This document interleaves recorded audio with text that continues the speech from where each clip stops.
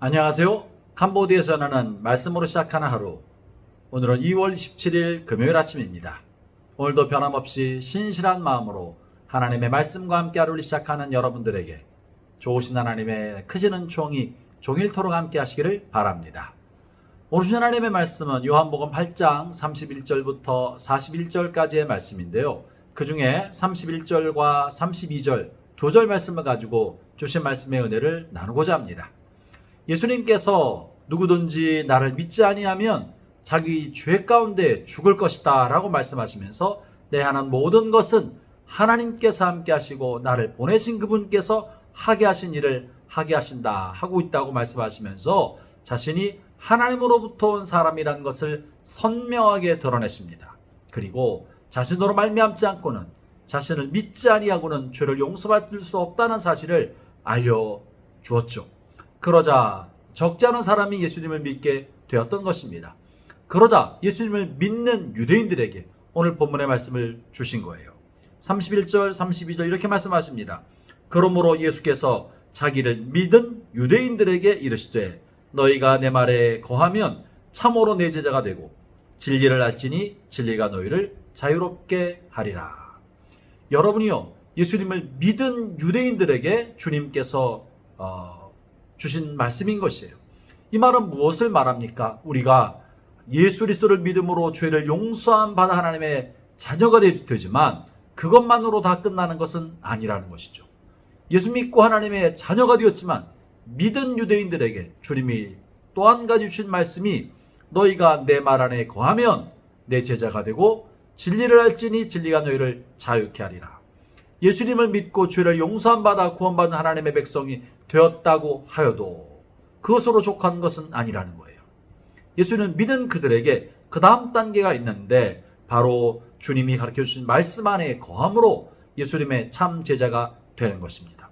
오늘 본문에는 믿은, 예수님을 믿는 그리스도인이 반드시 거치고 해야 할 중요한 과정을 다루고 있습니다.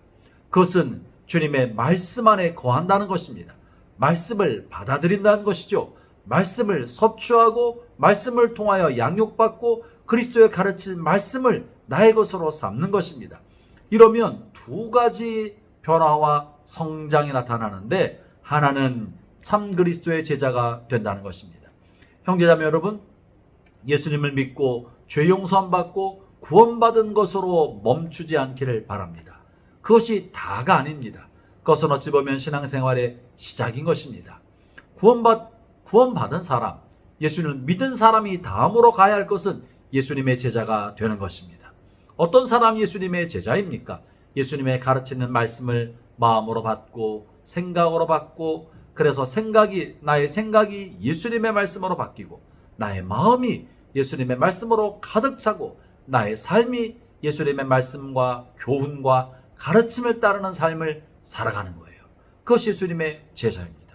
우리가 예수님의 제자가 될 수 있는 유일한 길은 주님의 말씀을 읽고 묵상하고 마음에 받아들여서 그 말씀을 나의 삶으로 살아갈 때 우리가 제자라고 하는 것 아니겠습니까? 성도 여러분, 예수님을 믿는 여러분 잘하셨습니다. 그러나 여러분이 다음 단계 해야 될 것은 참다운 예수님의 제자가 되는 것입니다. 이것을 위하여 말씀을 읽고 매일같이 읽고 묵상하고 그 말씀이 무엇을 말씀하시는지 그 의도와 뜻을 마음에 담고 그렇게 그런 삶을 살아가는, 말씀을 실천하는 삶을 사는 것이죠.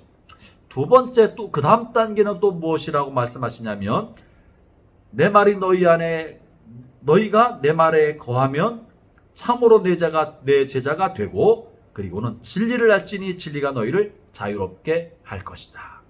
진리로 말미암아 자유를 누리는 것입니다. 예수님의 말씀을 나의 삶에 받아들이고 그 말씀의 교훈대로 살아가면 예수님의 제자가 되지만 우리가 그 다음 단계가 있습니다. 그저 주님의 말씀을 또 다른 기독교 율법처럼 받아들이고 구약시대에 유대인들이 하나님의 말씀을 율법으로 받아서 말씀을 엄격하게 지켰으나 말씀을 엄격하게 지킴으로 오히려 주님으로부터 멀어지는 그런 잘못된 부작용이 생기기도 하지 않았습니까?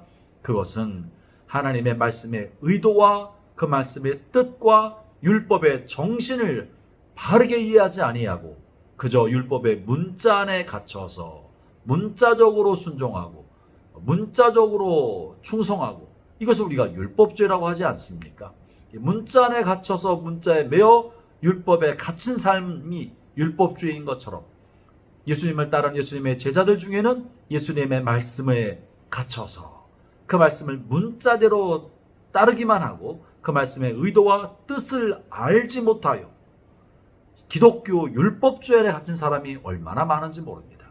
여러분이요, 그것은 자유가 무엇인지 모르는 사람이요, 그저 예수님의 말씀을 율법으로 받아들인 사람에 지나지 않습니다.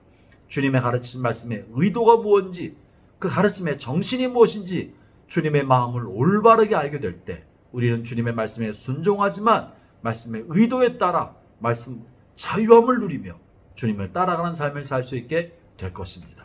형제자매 여러분, 기독교 율법주의에 갇히지 않기를 바랍니다. 율법주의는 다른 사람을 정죄합니다. 주님의 율법의 정신은 사랑과 자비와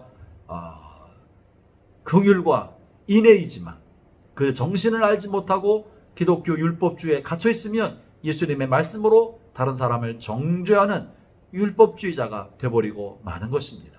그렇기 때문에 말씀의 정신인 나도 너를 정죄하지 아니하노라 하는 말씀을 따라 긍휼과 자비의 정신으로 사랑과 인애의 마음으로 타인을 대하기를 바라는 것입니다. 그러면 진리 안에 진정한 자유를 누리는 참 그리스도인의 삶을 살 수 있을 것입니다. 하나님의 은혜가 오늘도 여러분과 함께 하시기를 바랍니다. 아울러 오늘도 복음을 알지 못하는 열방의 민족들, 수많은 나라 사람들이 그리스도를 알 수 있도록 기도하기를 바랍니다. 기도하겠습니다. 하나님 아버지, 주님께서 우리에게 예수님을 계시하셔서 우리가 주님의 제자가 되었고 또 그리스도의 말씀을 통하여 우리가 자유를 누리게 되었는데 이것을 알지 못하는 사람들이 너무나 많사오니 오 하나님, 이 복음의 말씀을 우리가 전파할 수 있도록 하여 주시고 우리를 통하여 열방이 주께로 돌아오는 놀라운 역사 나타날 수 있게 하여 주옵소서. 예수님 이름으로 기도합니다. 아멘.